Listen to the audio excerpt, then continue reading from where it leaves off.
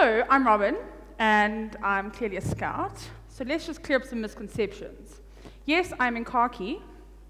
No, I'm not part of the army. Right. Second thing, I'm not a Girl Guide. Right? So I'm a scout. They graciously let girls into our movement in 2000. So I do all the stuff that the boys do. We're all one big brotherhood. It's fantastic. Third thing is we do not sell cookies in South Africa. So whatever you watched on American television, that's great over there. So if I did sell cookies, we'd be $75 million richer. Anyway, I achieved my Springbok colors, so that little badge, and I had to go through 5 years of insanity. So this is an adventure talk. So basically today, let's define what adventure is. So it's an unusual or exciting experience, often daring. And this is my adventure. On the screen, we have to build, one of the biggest events in scouting is we have to build a raft and then live on it for 24 hours for fun. So the raft is about 6 meters by 4, 6 people have to live on it, and then we have to move around a lake, which is great fun. It's only themed, so this year was dragons and dungeons or something to that effect. With Kontiki, every single scout troop pretty much in Gauteng arrives, and you network, and you normally tie the rafts together, and you have a cool time. The next slide is, this is my Springbok hike. So I'm missioned to the Drakensberg. Okay, cool, we're gonna hike up Monty Sources. Fantastic. Okay, so we go up, it is the coldest weekend of the year. Didn't do my research, apparently.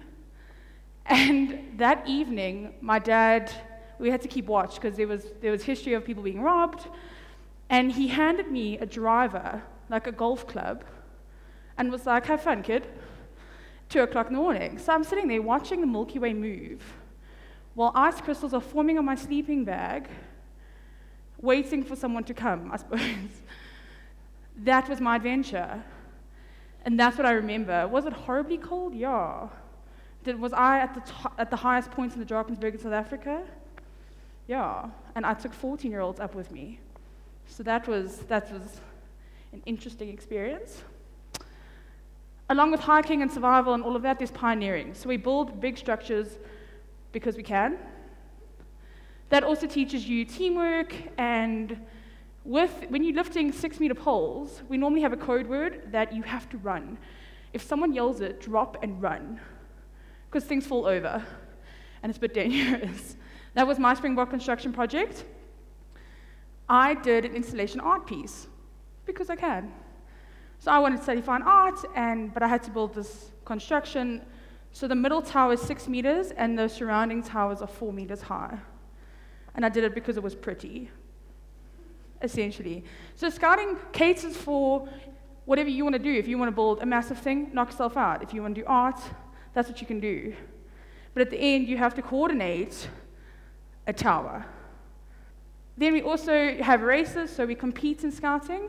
So we race down the Val, or we have a pioneering competition, or first aid. First aid's a big thing as well.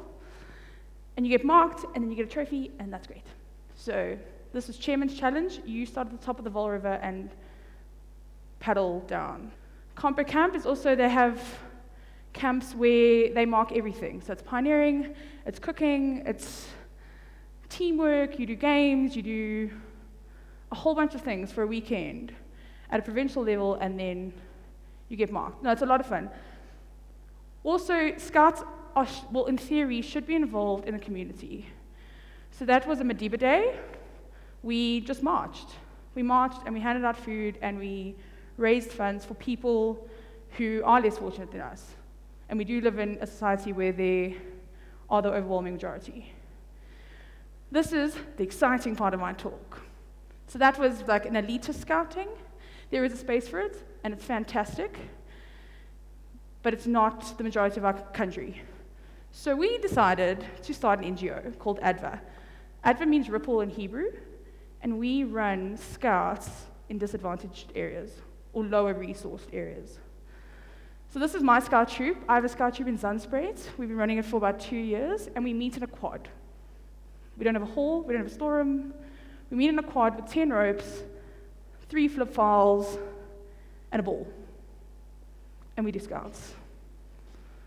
And we're trying to move it out of Gauteng, so we moved to Limpopo and Mpumalanga, and we're now going to go to the Northwest and the Free State.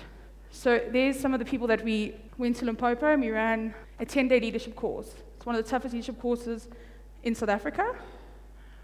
But we arrived and had no idea what we were doing, right? So we packed a trailer, went off to Limpopo. Okay, cool, we need an obstacle course. But we have nothing. We did have a forest. We had a forest, 3 pulleys, a box of rope, and skill, and creativity. So we built a commander course in a forest. The undergrowth was taller than me.